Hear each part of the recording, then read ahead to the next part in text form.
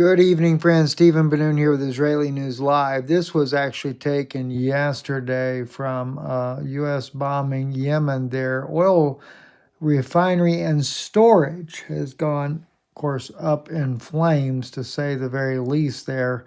Um, the situation definitely getting far more dangerous there in the Middle East. And it's getting really bad here. This is Diego Garcia as well. B-2 bombers and B-52 bombers were flying into the Diego Garcia base there.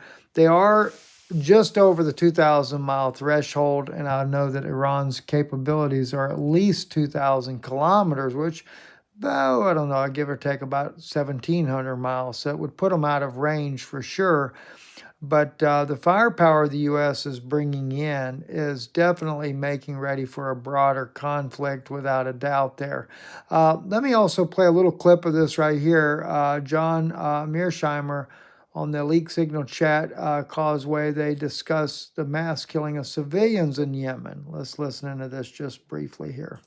Goldberg, and I would imagine that he inadvertently, Waltz did, or somebody on his staff inadvertently included Jeff Goldberg in the discussion. Everybody in that Signal chat is an open and notorious Zionist. Every single person, including Tulsi Gabbard.